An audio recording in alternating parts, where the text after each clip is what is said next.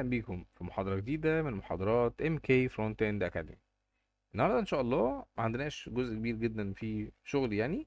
واللي بس اللي احنا عايزين نعمله، عايزين نعمل enhancement تحسين للكود اللي احنا كتبناه المرة اللي فاتت عن اللايت هاوس. الكود اللي احنا كاتبينه بشكل ممتاز، ولكن فيه تحسين ممكن نعمله بسيط جدا تقدر تشتغل عليه عشان تقلل عدد الكود بتاعك. تمام، تعال نشوف مع بعض. ادي الفانكشنز بتاعتنا، وادي كلوز، وادي النكست، وادي البريفيس. لو تلاحظ ان البريفيوس والنكست بيعملوا نفس الاجراء ما عدا بس الاندكس هو اللي بيتغير. تمام. طيب، لو انا جيت دلوقتي عملت فانكشن جديده وقلت له دي هتبقى حاجه اسمها change slide، ودي بتاخد بارامتر اسمه ايه، والفانكشن دي كل اللي هي بتعمله بتاخد الاندكس وتقول له بتساوي. طيب، هي الاندكس دي عباره عن ايه، او الاندكس بلس بلس عباره عن ايه؟ عباره عن ان الاندكس بيساوي الاندكس بلس واحد، صح كده؟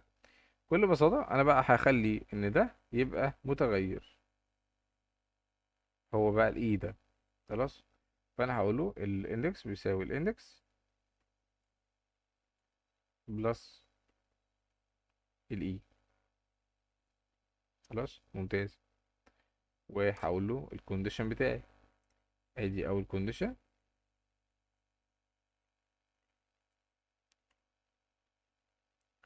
وهقوله else. ولكن هنا مش هقوله else بس، لأن لو قلت له else فهو هينفذ الجزء التاني اللي هو مش هيلاقي يبقى ده الفولس من الكونديشن بتاعي. فانا الكونديشن بتاعي لو انا بعمل البريفيوس غير لما بعمل النكست، فبالتالي لما ينفعش اعمل else هعمل else if. وادي الكونديشن التاني بتاعي.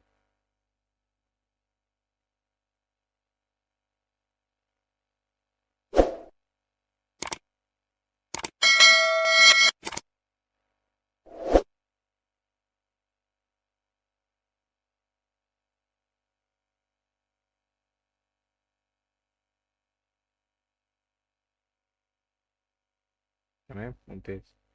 وادي الجزء الاهم جدا الا وهو التشينج بتاع المين ايمج، ده كده كده معانا في كله. تمام. طيب، تعال بقى نيجي للنكست وبريفيوس.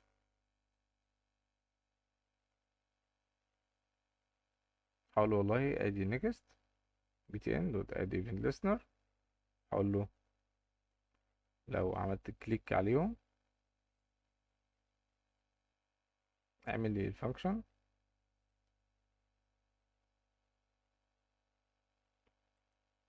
الا وهي اللي تشينج سلايد. انا بعمل نيكست فانا هديله بلس 1.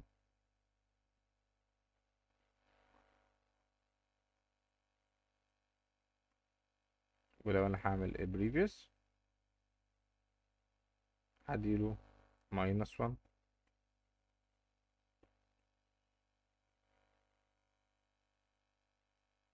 ادي الصورة شغالة معانا في previous والnext. لكن هنا ما عملتش اي حاجة زيادة، كل اللي انا عملته بس وحدت الفانكشن، بقت فانكشن واحدة الا وهي change slide. والnext والprevious دول انا اوريدي لغيتهم معايا.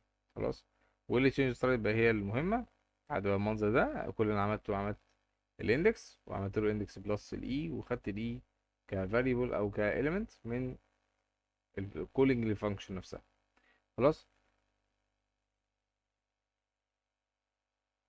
وعملت له الشرط بتاعي اللي هو الاف، ودي الالس اف.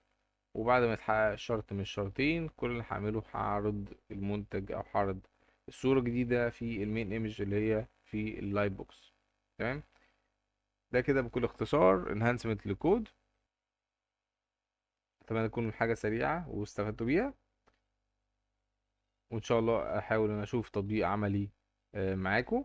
يا ريت لو حد طبق تطبيق عملي للجزء الخاص باللايت هاوس والسلايدر ممكن تبعتوا لنا وتشاركوا ارائكم للناس اللي هي لسه ما بدأتش فيه علشان تتشجع ان شاء الله.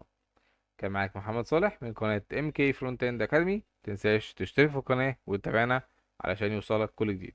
تحياتي، مع السلامة. Write MK for Web Solutions.